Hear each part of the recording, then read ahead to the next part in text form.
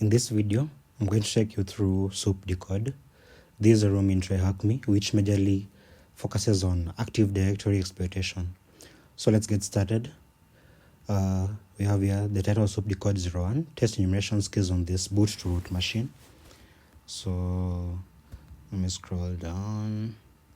Okay, so here's the first task, and it reads: Soupedecode is an intense and engaging challenge in which players must compromise the domain controller by exploiting Kerberoasting authentication, navigating through SMB shares, performing password spraying, and utilizing pass-the-hash techniques. Prepare to test your skills and strategies in this multifaceted cybersecurity adventure. So please allow 4 minutes for your virtual machine to properly boot up. I've already started up our machine here, and it's asking for the user flag for task 1. So I'll just walk you through what I've done here. So let's get started. First, I did the Nmap scan, and the Nmap scan here, I have TAC SS for stealth scan, a stealth scene scan. Then I have here this TAC SVC. The TAC SVC is for service enumeration, to take the service versions and to also run the scan with the default scripts. Then TAC PN for no pinging, and T3 is a template scan for the third template, which doesn't do a very aggressive scan. Then here I'm looking for the open ports, and this is for just for verbosity, to give me all the details. Then I'm outputting the results of the scan to this file here in all forms. That is what we're using A for. So let me show you what the scan outputs. So here the scan shows, here we have let's start with we have this port 135, and this port 139, and port 445. These are just indications of a file sharing system. So this will be important for Samba share enumerations. We have port 53 here. This is for DNS. Then let's look at port 389 here. This should be for this 389, and 636 should be for LDAP, lightweight directory access protocol. This is for Active Directory LDAP services. These two here. Then we have 3268 and 3269 here. This should be for the global catalog LDAP. So this just gives us more information that this is a domain controller. Then we have port 464 right here. This is Kerberoasting password change. This is also tied to the Active Directory authentication. So yeah, I think we've covered all the ports here.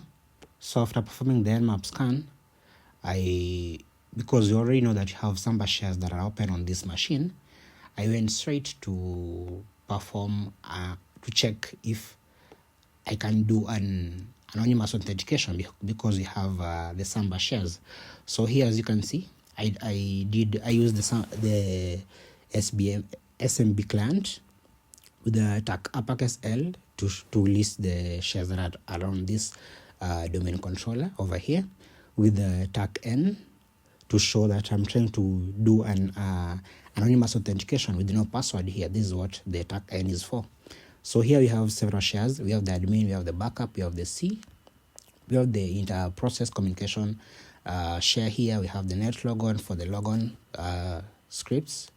Then you have sysvol to show the group policies and the users, which have the directories for the different users on these shares.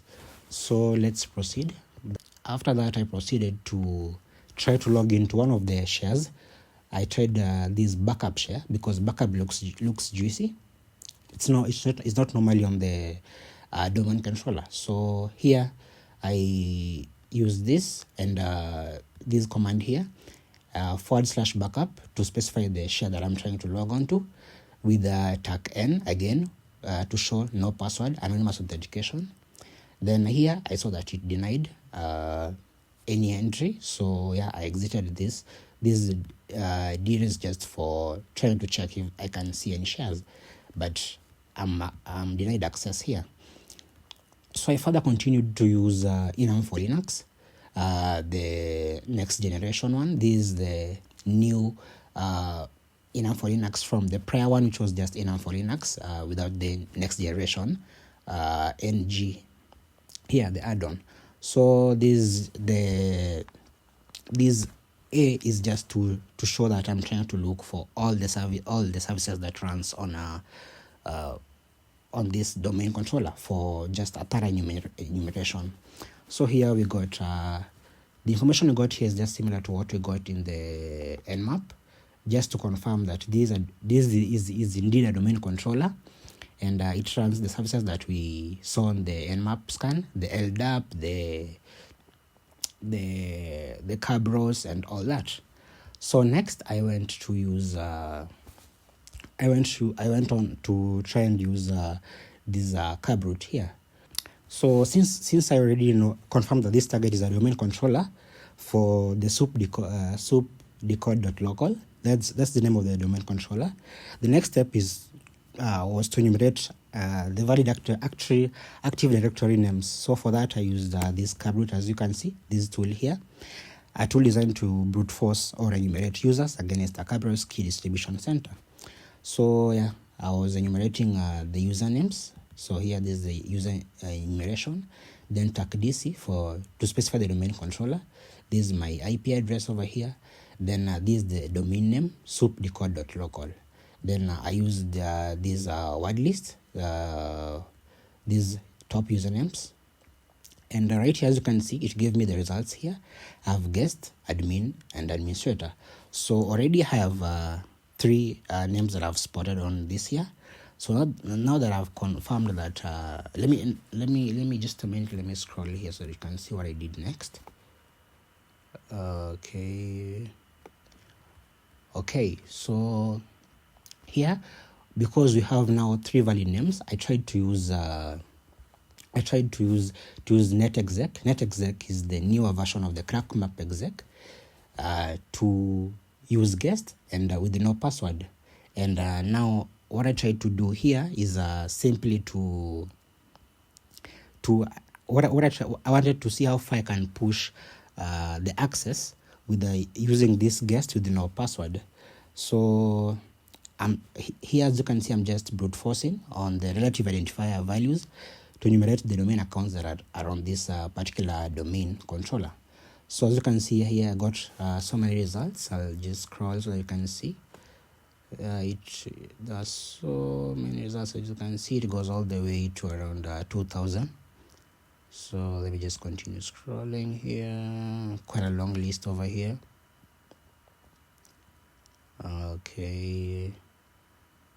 Okay, goes way past 2,000. Let me scroll up a little bit. Okay. Oh no, come on. Yeah. So here, these are all the accounts that I got from using the netexec with brute forcing the RID values. So after that, what I did was trying to get the names of the actual users now. So let me just show you what I did. Okay, here we have it. So this is the netexec command.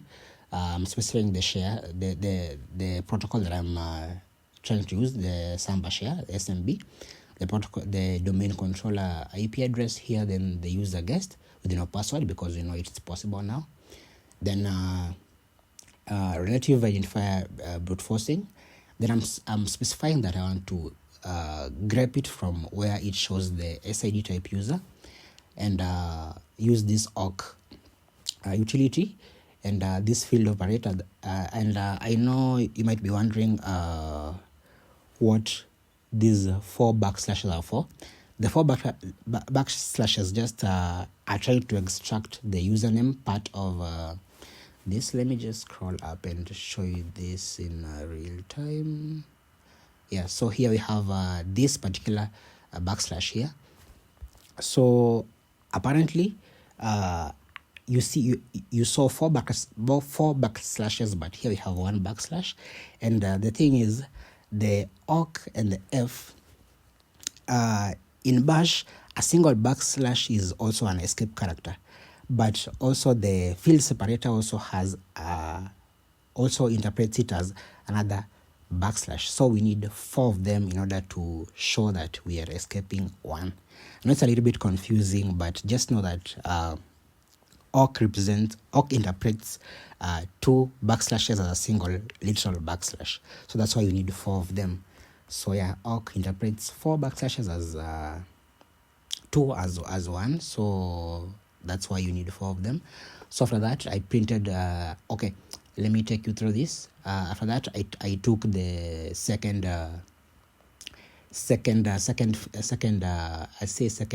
row of that. So I know after grabbing the SID type user, we'll have something like number 1 is equals to, let's say, administrator. So I took the number 2, which is the administrator username. Then this is just to make sure that there's no space. This is a delimiter here, showing a space here. Then I grab the first column, which is the first column is now the administrator. Then here I pushed it into this users.txt, and you can see here to view my user.txt, I indeed have the names here listed well. We've now cleared it, and we have now the users, as you can see, all the way here. Let me continue scrolling. So let me show you here. These are still the usernames. So after that, what I did was now that we have the list of domain users, we can now perform a password spraying attack using Kerberoast. So here I'm using Kerbrute, then the password spray that I want to use. Then there's user as a pass. So this user as a pass just means that I take this user.txt and I use the same usernames as their passwords, because we might sometimes find that there are some users that use their usernames as same as passwords. So yeah, this is what I did here. This just specified the domain name, then the domain controller IP, then here for verbosity, that tag v there. Then from that, it ran through all the account names, and luckily, let me bring that up a little bit. Okay, as you can see here, we got this one valid user, because as you can see, it says as valid login here for this ybob317 at soupedecode.local. So this is a valid login over here. So already we have credentials here. We have this ybob username and this ybob password over here. So after getting those credentials, what I proceeded to do was trying to check which shares that Bob can view. So here I used the netexec again here to list the shares, and as you can see here, Bob has read access on a number of shares here. The inter-process communication here. Then you have the net logon over here, as you can see. Then next, what I did, I used the SMBClient from the Impacket Python suite to try and access what Bob has access to, if that makes sense. So yeah, after doing that, I got into,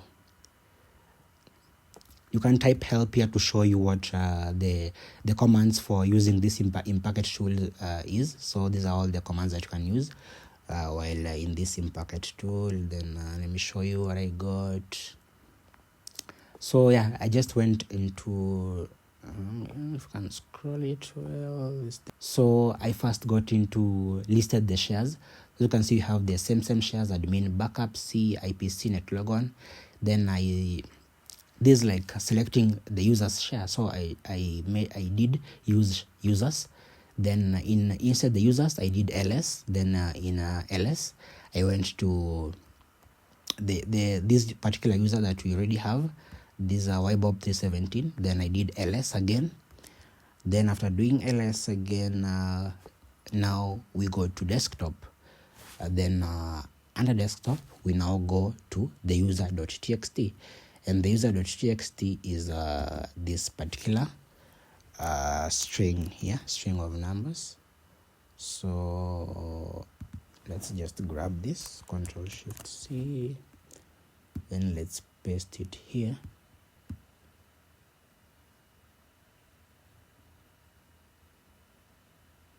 This is the correct answer.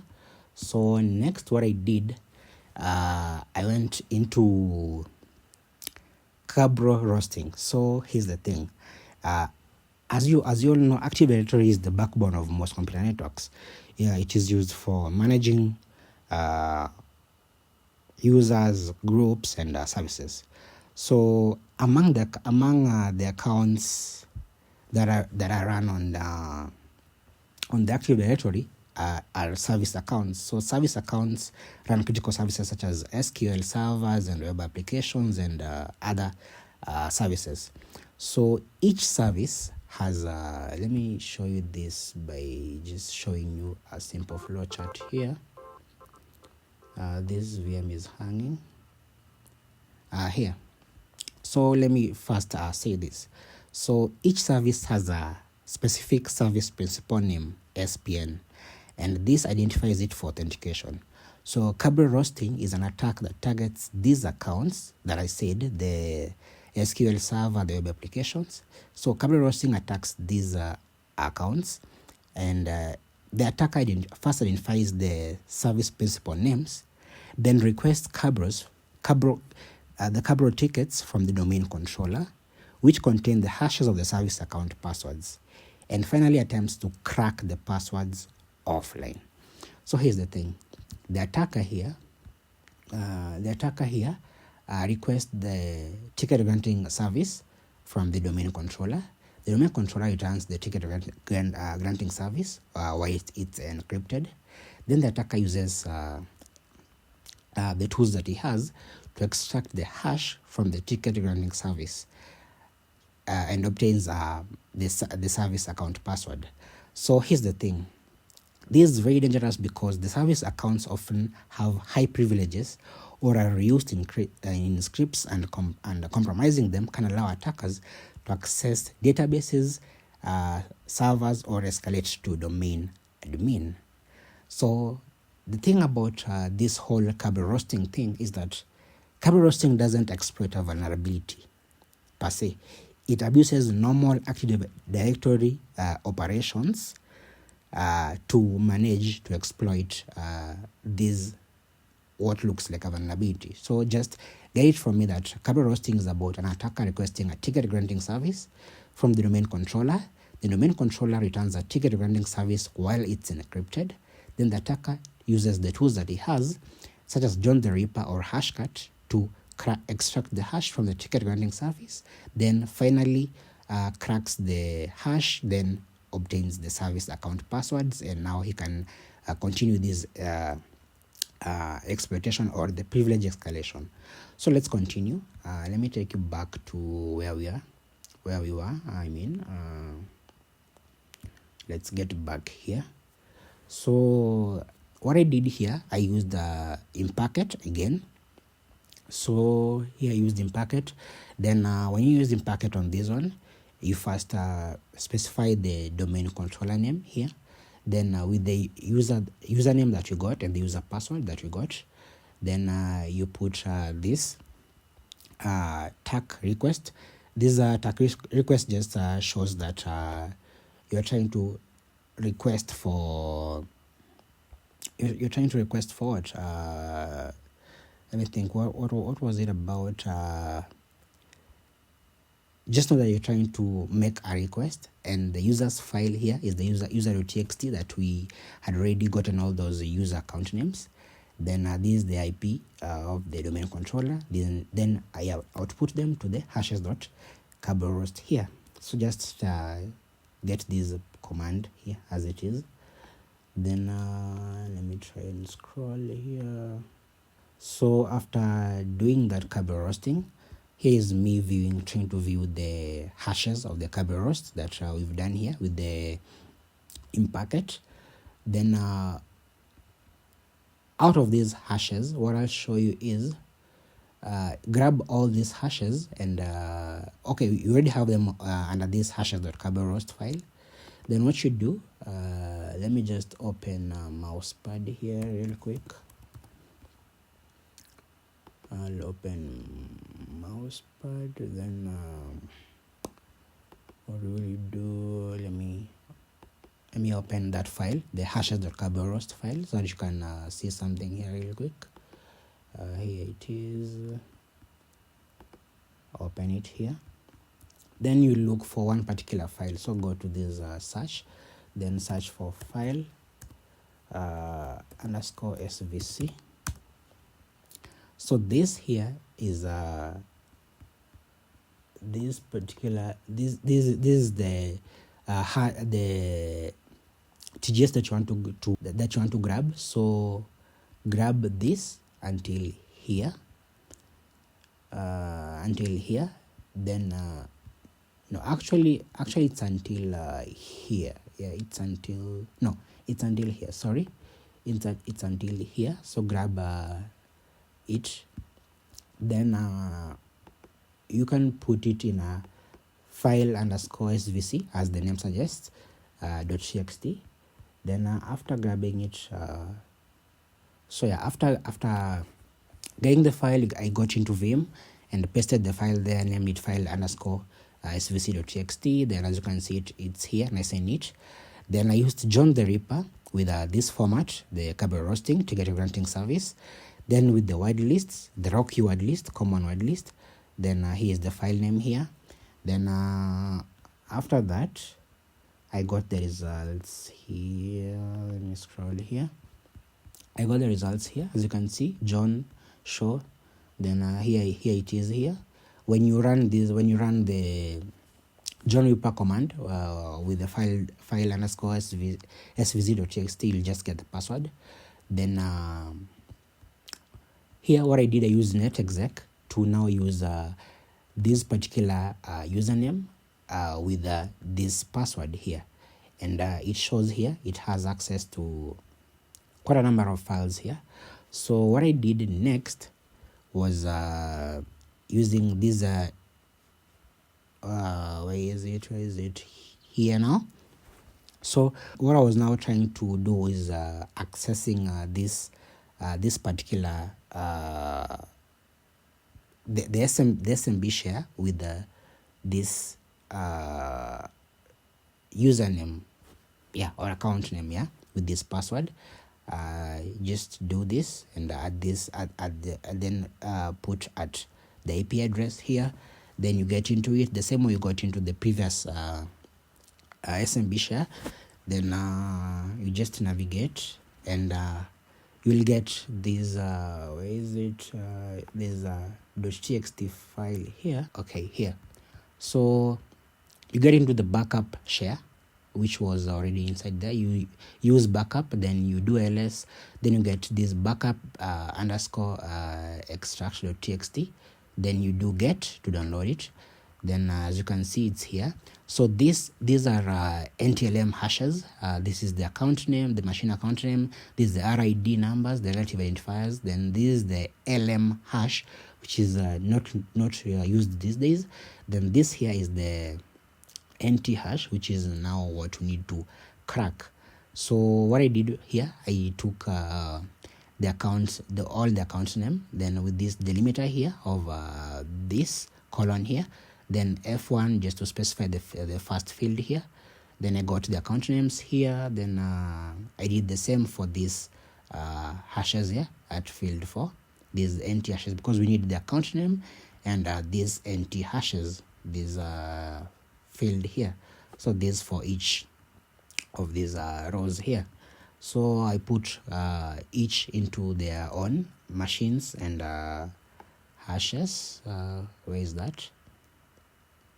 Okay, here. So we have machines here, then we have hashes here. Then I use the netexec. So at this point is where we use the pass the hash attack technique. So here we use netexec and the usernames here and the hashes directly, but we specify no brute forcing, that it only tries the hashes once, one at a time. So here these are a very interesting command here, using the netexec here with the machine names, but with the hashes before they even decrypted. So yeah, I did this. So after doing this, I found out that this particular one worked. So as you can see, there's a file server with this particular hash.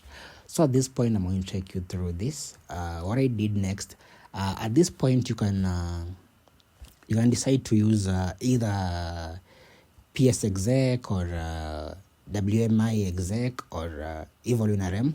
I decided to use Evil-WinRM because I'm more familiar with this with that tool.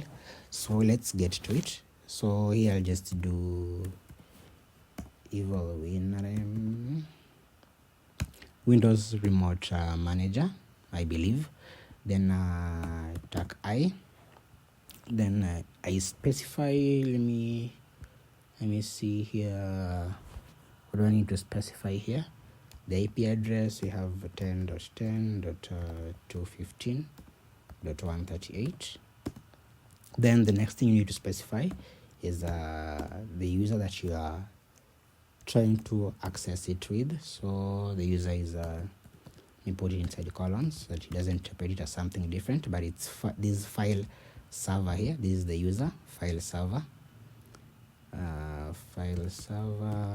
And don't forget the $sign at the end of the name. This denotes that this account is a machine account as opposed to a user account. So then what you need to specify is the hash that you are trying to use. So with this we need to, if this is successful, it will grant us a remote shell. So let's just grab this, because we saw that this room had RDP. So yeah, this is what we'll use here. So let me just paste it there. So yeah, this is the command I'm using with Evil-WinRM, and as I had said before, you can use PSExec, you can use any tool that you know that you can RDP into a machine with the hash, as you can see here. So this is Evil-WinRM.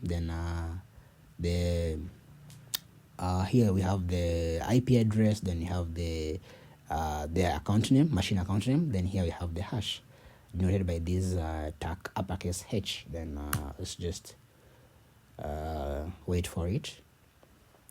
So here what we are expecting to get here is a remote shell access logged in as this particular user, and we have it here already. We can just do who am I here to see who we are. Come on, who am I? So this should show us that we are logged in as a file server. So now let's go back to the C drive here. Then I'll do directories to check what's inside here. Then I'll cd into administrator.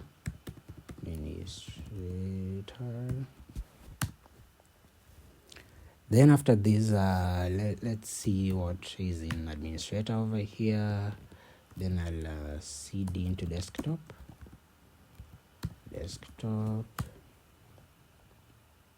Then I'll do another listing of directories. Then here we eventually have the root.txt file over here. So to get the root.txt file, we have plenty of ways. I can just do type. Type is the same as cat in Linux, so yeah, same thing. Type root.txt. Yeah, and this is the root.txt flag over here. I think you can also use what is it? Get content or something. Let me try this. Get content, then root.txt. I don't know. yeah, this also does it. Yeah, you can also use the alias. If that does it, then also the alias can do it. root.txt. Yeah, this also does it. And I believe WinRM, Evil-WinRM also has, the last time I checked, it also has the download feature for this. You can just do download.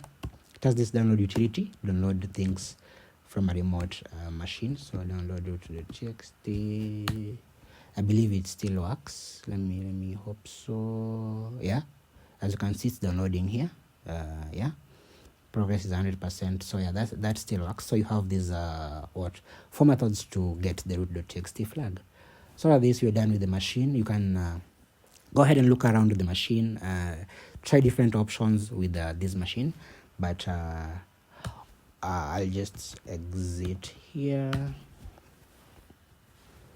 And what we had said earlier, you can also use the PS exec, the Impacket PS exec. So let me try using the Impacket one. So I'll just do Impacket. Then what is the PS exec? Then I'll just specify the domain controller's name. It was Soupedecode.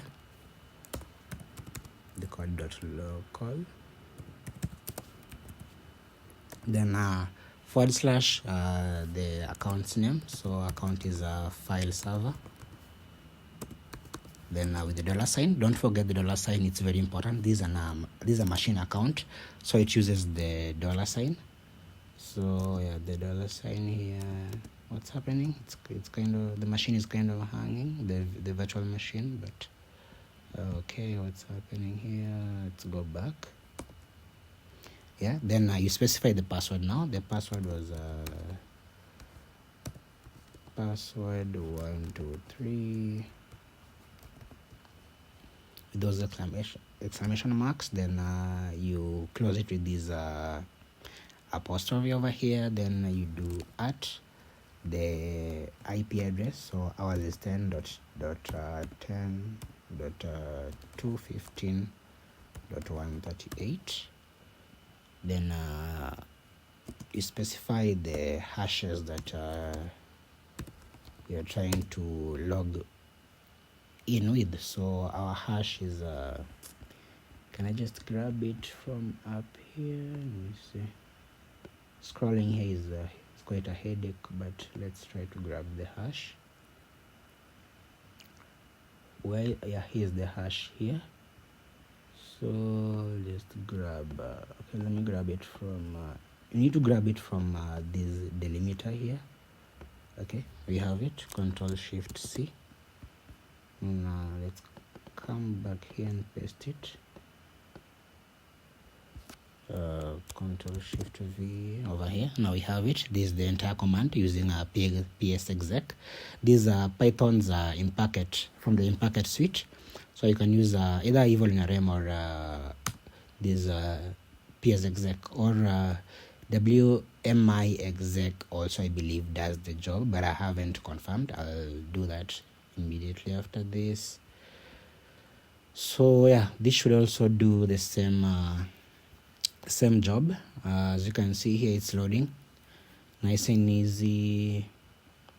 So I guess this is just what this room was about. And as you can see, it goes through different it explores different attacking techniques. As you can see, you saw the Kerberoasting, you saw the different types of active directory enumerations and exploitations. So yeah, here we are in this machine using PS exec. So yeah, then you can just list the directories again. This is loading rather slow, but yeah, you get the idea. Is the same thing. You do go to the users, and let's just do it in one go. It's supposed to be on the desktop. Okay, it's just cool on the desktop. Okay, what am I getting here? can't find the specified path. Why is that? Okay, we first need to go to administrator.